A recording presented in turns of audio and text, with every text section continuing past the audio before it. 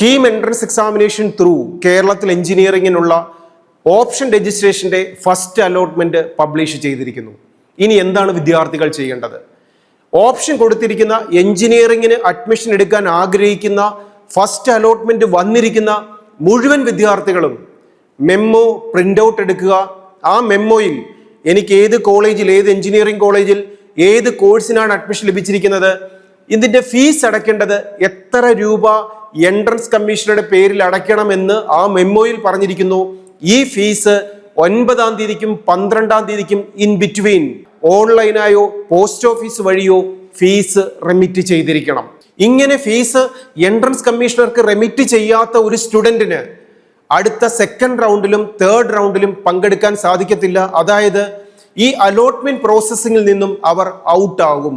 First allotment ലഭിച്ചു കഴിഞ്ഞാൽ നമ്മൾ ഒരു കോളേജിലും പോയി അഡ്മിഷൻ എടുക്കേണ്ട, ഒരു കോളേജിലും ഫീസ് റെമിറ്റ് ചെയ്യുകയും വേണ്ട. പകരം എൻട്രൻസ് കമ്മീഷണർക്ക് മാത്രം ഫീസ് റെമിറ്റ് ചെയ്യുക. അതിനുശേഷം സെക്കൻഡ് ഓപ്ഷൻ രജിസ്ട്രേഷൻ സ്റ്റാർട്ട് ചെയ്യുന്ന സമയത്ത് ആ ഓപ്ഷൻ രജിസ്ട്രേഷനിൽ പങ്കെടുക്കുക. ആ പങ്കെടുക്കുന്ന സമയത്ത് രണ്ട് കാര്യങ്ങളാണ്. ഫസ്റ്റ് അലോട്ട്മെന്റിൽ ലഭിച്ച കോളേജിൽ തന്നെ കണ്ടിന്യൂ ചെയ്യാനാണ് ആഗ്രഹിക്കുന്നതെങ്കിൽ ഈ സെക്കൻഡ് ഓപ്ഷൻ രജിസ്ട്രേഷനിൽ നാം ലഭിച്ച കോളേജിന് മുകളിൽ കിടക്കുന്ന എല്ലാ കോഴ്സുകളും ഡിലീറ്റ് ചെയ്ത് സബ്മിറ്റ് ചെയ്യുക. ഇനി അല്ലെങ്കിൽ ഓപ്ഷൻ രജിസ്ട്രേഷനിൽ പങ്കെടുക്കാതിരിക്കുക. അപ്പോൾ ഫസ്റ്റ് അലോട്ട്മെന്റിൽ ലഭിച്ചത് തന്നെ നമുക്ക് കണ്ടിന്യൂ ചെയ്യാം. ഇനി രണ്ട്, ഫസ്റ്റ് അലോട്ട്മെന്റ് ലഭിച്ചിരിക്കുന്ന കോളേജ് എനിക്ക് ചേഞ്ച് ചെയ്യണം, അല്ലെങ്കിൽ കോഴ്സ് ചേഞ്ച് ചെയ്യണം. എന്ത് ചെയ്യണം? എൻട്രൻസ് കമ്മീഷണർക്ക് ഫീസ് അടച്ചതിന് ശേഷം സെക്കൻഡ് ഓപ്ഷൻ രജിസ്ട്രേഷനിൽ പങ്കെടുക്കുക.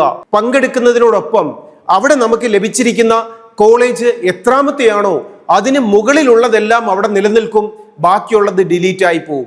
ആ സെക്കൻഡ് ഓപ്ഷൻ രജിസ്ട്രേഷനിൽ ആ മുകളിലുള്ള മുഴുവൻ കോളേജുകളെയും കോഴ്സുകളെയും നമുക്ക് റീഅറേഞ്ച് ചെയ്യാം, ആവശ്യമില്ലാത്ത ഡിലീറ്റ് ചെയ്യാം.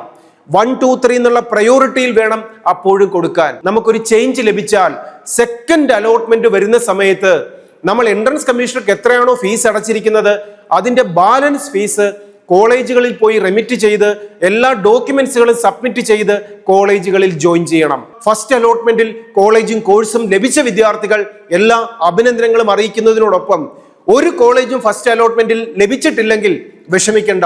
നമ്മൾ ഫീസ് റെമിറ്റ് ചെയ്തിട്ടാണ് ഫസ്റ്റ് അലോട്ട്മെന്റിൽ പങ്കെടുത്തത്. സെക്കൻഡ് ഓപ്ഷൻ രജിസ്ട്രേഷൻ സ്റ്റാർട്ട് ചെയ്യുമ്പോൾ അതിൽ പങ്കെടുക്കുക. അതിൽ ലഭിക്കുന്ന കോളേജിലൂടെ നമുക്ക് അഡ്മിഷൻ നേടി മുന്നോട്ട് പോവുകയും ചെയ്യാം.